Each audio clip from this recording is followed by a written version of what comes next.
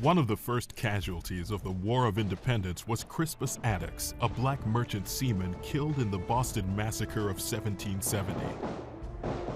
Slaves and free black men fought together in the Continental Army, but after the Revolution, African Americans were largely barred from serving.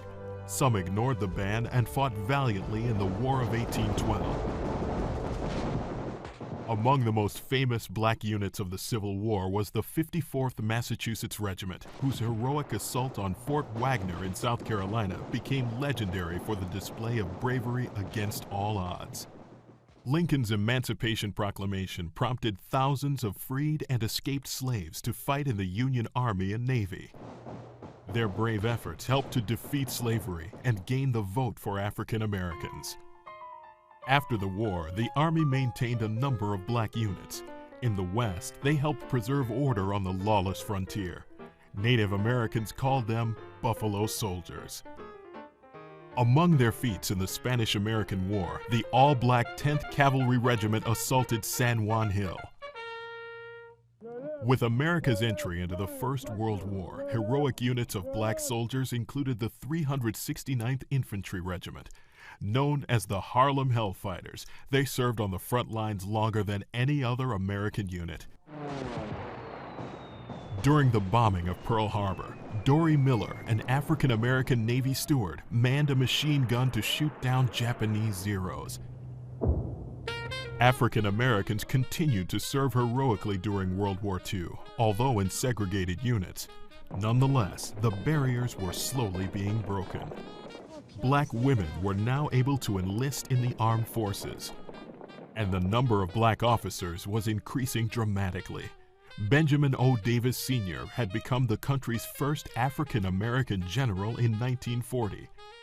His son, future Air Force General Benjamin O. Davis Jr., commanded the 332nd Fighter Group, also known as the Tuskegee Airmen.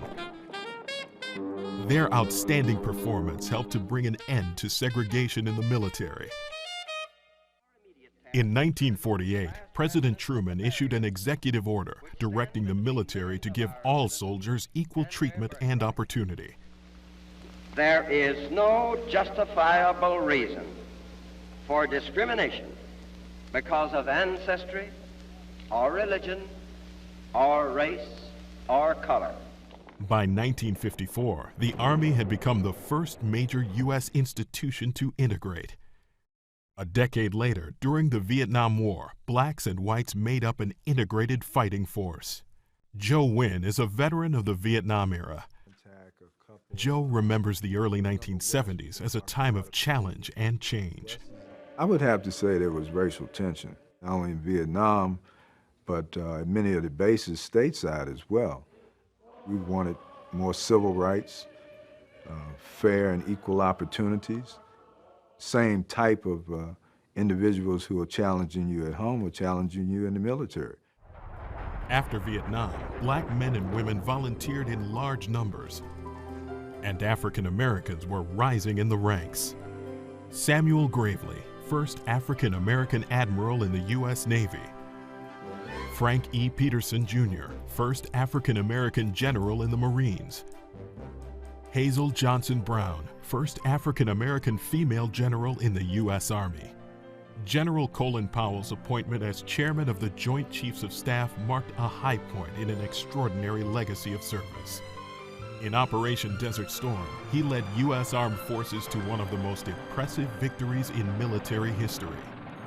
Today, African Americans continue to reach for new heights, like Captain Vernice Armour, who served in Operation Iraqi Freedom and became the first African American female combat pilot. My dad was in the military, my grandfather was in the military. I'm also standing on very, very strong shoulders from the people that came before me, black female pilots, Tuskegee Airmen, General Peterson, first black aviator in the Marine Corps. African Americans have valiantly answered the call to defend our country time and again.